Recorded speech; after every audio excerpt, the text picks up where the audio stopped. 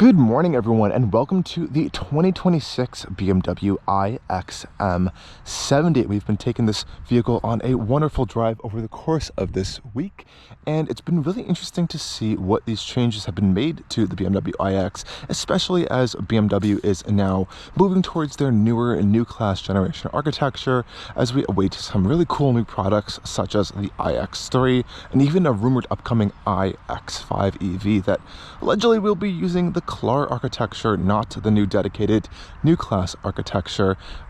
But there's a lot of cool stuff happening in the BMW lineup.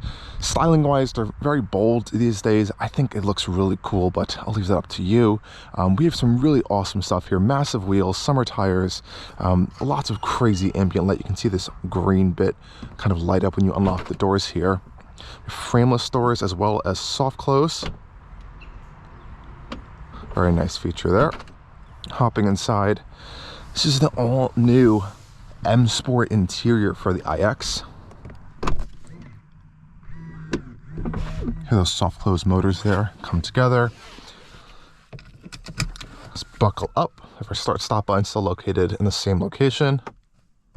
Really cool EV experience that you kind of get in newer BMWs. They're really waking up the cabin here. But check out these new seats on the iX. So we have these really cool new kind of M style pattern in here, really bold actually, even on the rear seats. And these are a leather-free option, this entire interior. So we have this kind of microsuede material on the dash. It's incredibly soft, really cool patterns on there, with an M badge even in it. You can even see the crystals kind of shining on some parts of the interiors from the seat controls or center controls. But of course you can get leather. We have a Sensatech center portion here.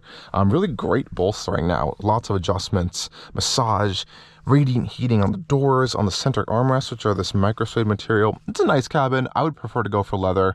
You can see some of that crystal refraction there. But obviously, I'm going to tell you guys how this thing's been like to live with over the course of this week. Now, of course, we're very familiar with our BMW interiors. We have iDrive 8.5 here with the dual displays, typical newer style BMW steering wheel as well. And for the iX, this is nice that we have another spoke here.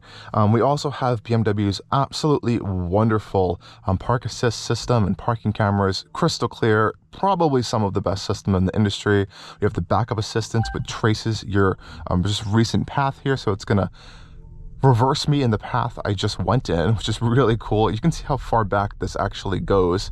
I'm just pressing the accelerator here, put my foot on the brake. It will take me all around this parking lot, which is really, really impressive. Pop it into drive, and we can head off on our way. We'll start off this drive in sports mode. Someone has place this vehicle into Sport Plus. I think I did it at some point, but this thing is really, really powerful. Oh, okay, that is crazy. So we have 650 horsepower in this iX M70. I think that's like an increase of around like 40 horsepower from the previous M60, the pre-facelifted version of this iX. And you really did not need more power in this vehicle. This is a luxury vehicle first, honestly, at the end of the day. Even though it is a BMW, it drives incredibly well for what it is. It's really, really quick. Now, of course, the iX, we get rear wheel steering as well. It's actually very well calibrated. It doesn't really make anyone sick in the cabin, and it doesn't really feel like you're kind of wobbling on the road, which I like, but it does work in really good situations. Even coming around a corner here, yeah, acceleration, grip, turn in, everything in this car has amazed me. I've been waiting to drive the iX for years. We're gonna pop it back into a more tame mode here. We'll pop it into efficient just for a little bit. Everything calms down. The car races back up to its regular air suspension height, as we also have an adaptive air suspension, blue ambient lighting as well. And this is where you're gonna get the max range out of it. But all the chassis dynamics in the iX have genuinely impressed me this week. It has this really unique platform. It's not really super similar to that many other BMWs. I would say the most it's drawn out of the Clar architecture, but the whole like center core of the vehicle is a carbon fiber reinforced polymer material. It's really, really cool. It's all exposed. You can see it. There's really not many vehicles like this being built on the road with this kind of hybrid chassis design. Really cool stuff, but it allows for an incredible amount of rigidity and stiffness while also helping to reduce weight as well, which is nice, especially since this is an electric vehicle. But all of that stiffness combined with the skateboard style battery pack, this is a really rigid vehicle. And surprisingly, this air suspension, the chassis tuning on this car, doesn't mean you're getting a bumpy, harsh M-car-like ride. Even in this M70, which has a sportier suspension than the iX lineup, the rest of the iX lineup, it's impressively quiet in here. It's really pretty generally soft. These larger 28.3-inch wheels going over some undulations, you can kind of just feel the dipping of it, but you don't get any of that harshness into the cabin still, which is really, really impressive. And on a smooth road, you feel like you are genuinely, and I don't always say this, gliding on a cloud, and not a floating luxury barge cloud, like a precision controlled cloud. It's really, really impressive how this iX drives. If you don't like the iX for its looks, go and drive one and you'll see what I'm talking about. And again, new are these more bolstered seat options, which is one of the earlier complaints of the pre-LCI iX owners. And yes, it does help to hug you in a corner. You don't feel like you're sliding around anymore on the seats, which is nice.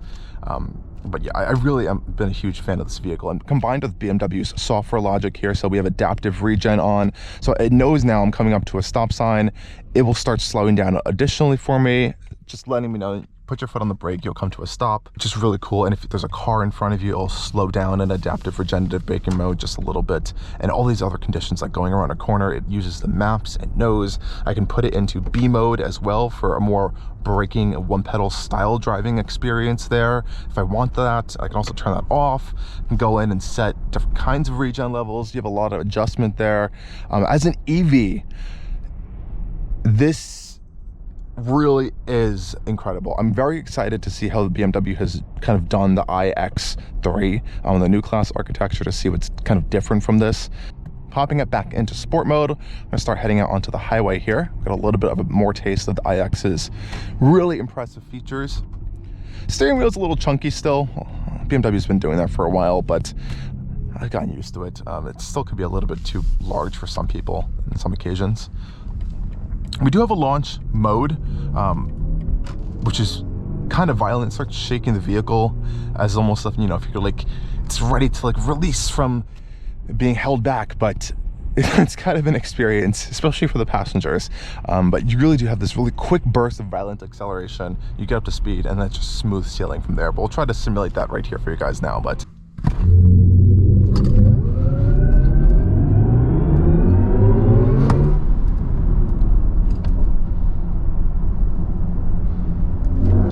it's really impressive.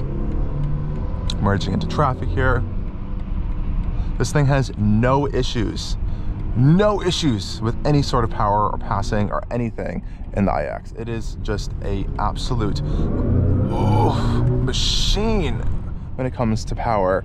Yeah, this thing is absolutely crazy. Now, out on the highway, I like to either run in efficient mode or just my personal mode we have set up here. So I'll set up in personal mode. Of course, you can configure this digital cluster to be whatever you like, even a AR camera. If you have the BMW navigation running, I can set it to be up an AR camera so I can see what's going on, or just have your speed set up there. You can change the shape of all this stuff. It's really impressive.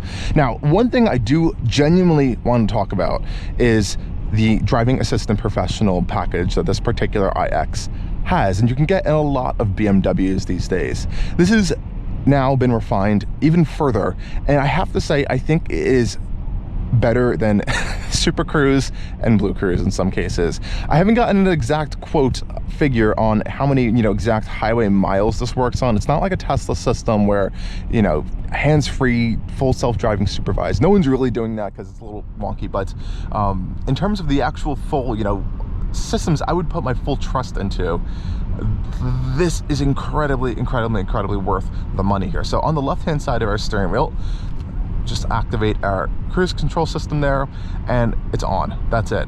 I can set my speed adjustment. Only annoying things are my distance controls are in the infotainment system, which I have to go in and kind of dig through to get, which is not really smart.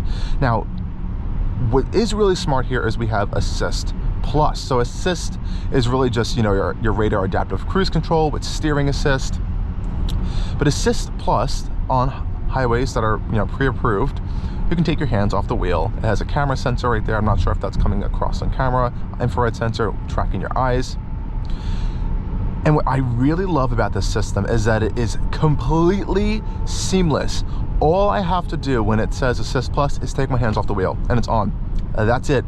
That is absolutely it. And I absolutely love that. The second I touch the wheel, it knows I'm touching it and it goes right back into radar adaptive cruise control. You can see there's cars stopping up ahead. It's like, oh, maybe you want to take some more control there. It starts slowing down with the distance adjustment. Really and truly impressive operation with this. And you can kind of force it into some more normal modes here. So I can force it into just distance control if I want to, or assisted driving. I don't have to use the Assist Plus, but it works incredibly well. So yeah, it's great. You can do auto lane changes as well via the turnstile. If it detects that, you know, it wants to potentially make a lane change, it thinks you should make a lane change, all you have to do after it beeps is look at either of these mirrors and just keep staring till it makes a change. And it's not like a 30-second process. It happens instantly. Oh, lane change, look in the mirror. I love that feature of BMW. That is absolutely epic, and you can just see how confident it is. It's only going to do that when it knows there's enough space in your lane to make that change. And now we're in the Assisted Plus mode. I'm not touching the steering wheel whatsoever, and this goes for quite some time until it tells you either you're not paying attention, it can't see your eyes, or, you know, there's a condition where the road's not mapped properly.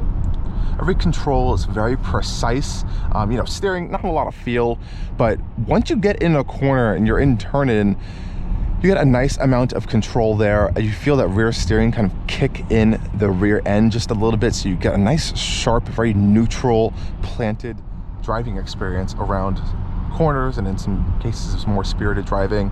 Another complaint, if anything, is that, I'm not sure if you guys can see this right now, but how the sun is shining. The crystal on the door handle for the seat controls is randomly reflecting directly into my face. So I love the crystal controls. They're gorgeous, they feel nice, but that is one little downside in some scenarios here. Another great thing I do like is actually this electrochromatic roof here. I'm not sure why they're not putting this on every single one of their models with this Sky Lounge roof. You just press the button, it goes clear, press the button again, and, you know, it goes opaque. So it's really cool with that. It helps to reduce sun shining on you, especially if it's a hot day out. I like that a lot. The iDrive is a little bit far away, but of course we still have our iDrive controller here, which works totally amazingly well. Everything can be controlled via this. You can use voice, hard buttons still, in terms of these haptic buttons here, a physical volume knob. So everything you need still in the center console. I don't know, I think the iX is an amazing vehicle that has been hampered by polarizing design. Even though I personally like it, I've always really liked it. I'm weird, it's my opinion, whatever, but a lot of people generally think it's a little bit too much to look at, even though when you hop inside you don't have to look at it and you can just experience this amazing cabin, amazing driving experience, incredible quietness in here. Yeah, this is an underrated EV, and on the used market these things can be had for a really great price. They got a lot of range. They've got even more range now for 2026 with improved inverters. I think they use like a new silicon carbide technology there. They've improved wheel designs, some chassis refinements, new front bumpers as well. I think all this is aiding in just boosting that range just a little bit more for iX customers. But yeah, so this is still a great vehicle. It's still, I think, competitive. It still makes a statement, it still makes a case for itself, even with the impending upcoming iX3, which will kind of make it a little bit more out of touch, even though that will be a slightly smaller vehicle, but it's gonna get way more range, lower cost. Now, while we are out here on the highway, we gotta talk about this audio system in this BMW iX M70. Now this one has all of the bells and whistles. We have the Bowers & Wilkins surround sound diamond system here, and it is amazing. We have a both 3D surround and 4D sound experience in this vehicle, and the 4D part is the seats have like speakers and they have like headrest speakers. There's speakers everywhere in this vehicle, on the doors, on the roof, on the dash. they're all over the place. And it sounds really incredible. You have a lot of adjustment in this system as well, so you can make a lot of adjustments on whether you want that 4D experience more turned up or not. There's different sound profiles, but overall, in every music style I've listened to, it's really impressive. It makes a statement in this vehicle as well. So we'll put on our audio test track here and we'll have a little bit of a go at what this system sounds like.